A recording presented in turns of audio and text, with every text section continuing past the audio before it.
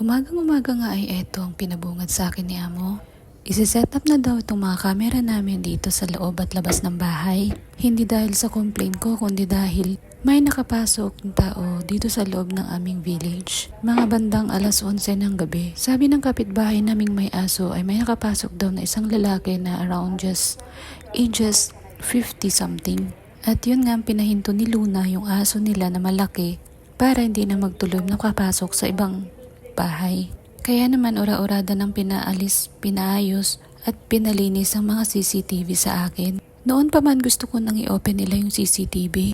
Kaso wala yata silang planong i-open hanggang sa ito nagkaroon na nga ng insidente. Ang nakakainis lang sa amo ko ay hindi siya nakikinig kaya naman hindi ako makasingit sa kung ano yung sasabihin ko. Sinubukan ko ngang i-charge gamit ang power bank kung gumagana pa nga para daw hindi na sila bumili ng bago. And luckily gumagana pa naman siya, nagbiblink. Yun nga lang hindi siya nakacharge. Kaya naman i-charge natin ang mga CCTV. Uunahin ko nga muna dito sa taas. Sabi ko nga kay amo, unahin namin yung nasa baba lalo na yung nasa front yard. Tapos dito sa back door para mas safe. Pinahanap nga sa akin yung mga ibang box ng CCTV para sa setup for Saturday dahil darating na nga yung amo kong lalaki galing sa kanyang travel trip. Sabi ko nga sa wakas ay isi-set up na nila. Kung hindi pa nagkaroon ng insidente na may nakapasok na ibang tao dito sa loob ng aming village ay hindi pa nila maiisipang i-install. Sabi pa nila yung kapitbahay namin may CCTV at pwede raw i-share yung video. Matagal na ngang naka-install yung mga CCTV namin. Nung una naka-open hanggang sa tumagal ay hindi na namin na-charge kaya hindi na namin siya na-monitor.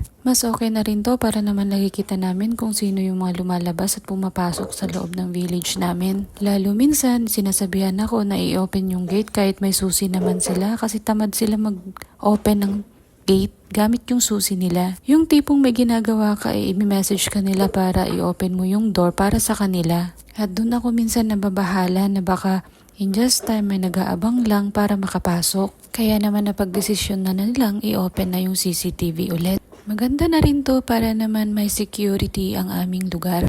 Apat nga pala ang CCTV na naka-install dito sa aming bahay. Gusto ko pang padagdagan doon sa gym side, sa side ng aking kwarto. Madalas kasi pagkatapos ko ng trabaho at oras na ng pahinga ko ay doon naman umaakyat yung alaga kong lalaki. Binata na nga pala yung panganay na alaga ko, kaya naman may mga bagay na hindi ko na nagugustuhan sa kanyang mga galaw. Lalong-lalo na kapag oras na ng pahinga ko ay doon naman siya umaakyat para magingay doon sa side ng aking kwarto. Sa side nga pala ng aking kwarto ay yung gym side na kung saan nandun lahat ng mga equipments for exercise. Dati ay gumagamit nga ako noon pagkatapos ko magtrabaho. Kaya lang simula nung nagbinata na nga tong alaga ko ay siya naman na yung gumagamit. Hindi ko lang maintindihan bakit sa oras ng pahinga ko doon siya nag-iingay. At yun yung nakakainis at lagi kong kinocomplain sa mga amo ko. Kung maaari at gusto niyang mag-exercise ay pwede naman siyang pumasok o pumunta bago ako umakyat o matapos ng trabaho. Pero wala tayong magagawa kasi bahay naman nila to at hindi natin pwedeng i-control ang mga bagay-bagay. O siya, hanggang dito na lang muna.